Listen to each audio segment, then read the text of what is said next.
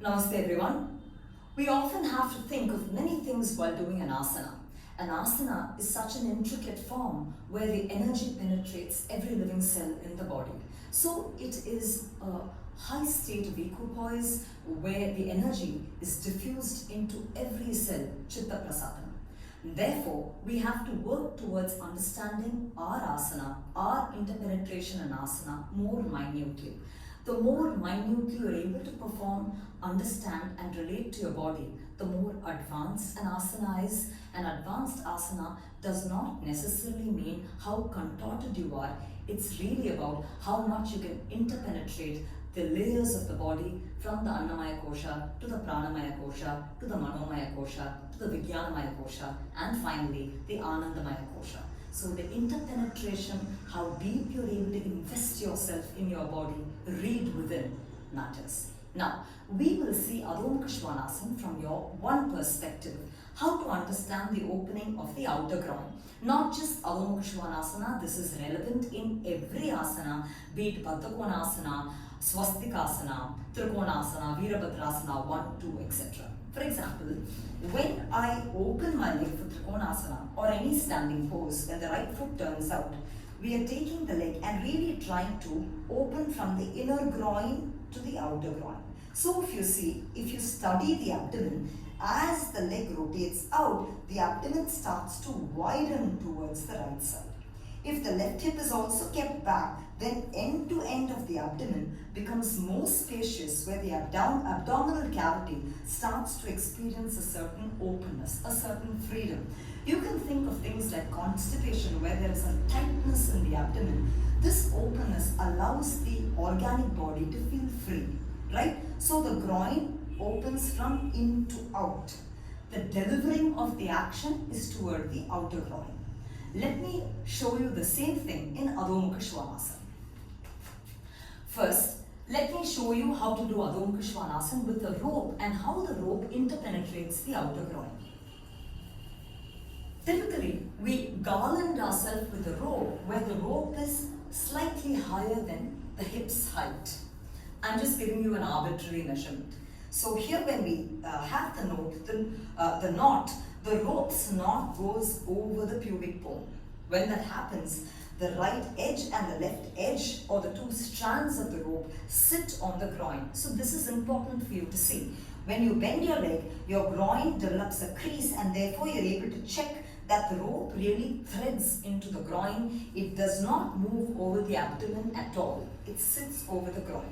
So making it sit over the groin, if you walk really tight, at that point you will start to feel that this rope really communicates with the outer edge of the right groin and the outer end of the left groin.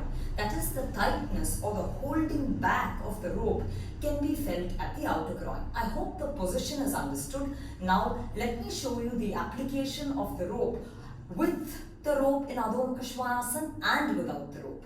Let's see that.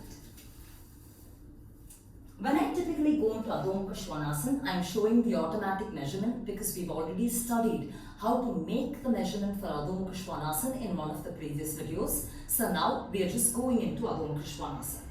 Over experience, you know what the distance between your hands and legs are. So when you place your hands, walk back with your feet and then go to Adho Mukha Svanasana. Really, pressing our palm, lengthening the upper arm, we move to lengthening the spine, and pressing the toe, we really try to take the femur up to release the sacrum. Again, femur up to release the sacrum and also grip the thigh back. When we grip the thigh back, the outer edges of the groin should really be extending to pull that spine long. If the outer edge of the groin falls forward, I'm just exaggerating for your view, but if it falls forward, you can see how the waistline does not get the release.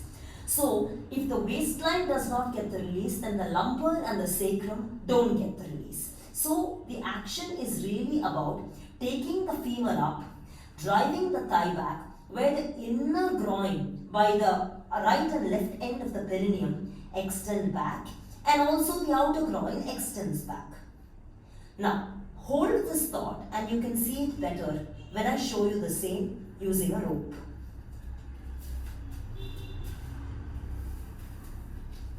When we wear the rope,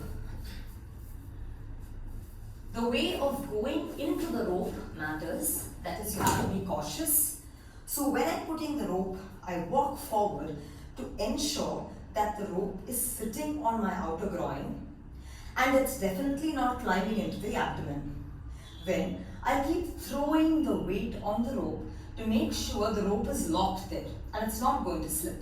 So throwing my weight forward, bending my knee a little bit, I keep my palms underneath the shoulder. Again, the secret is to throw the weight on the rope so that the rope doesn't slip.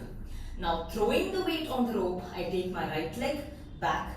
Throwing the weight on my rope, I take the left leg back, positioning my feet at around 45 degrees on either end of the hook. Now if you see, this rope really holds back at the outer groin. When the rope is holding back at the outer groin, then I am able to progressively elongate my hands and with that the spine, such that every time I take my hand forward, I am able to lengthen, keep the groin well opened and extended backward, such that the progressive lengthening of the spine forward creates length to the spine with the outer groins held back.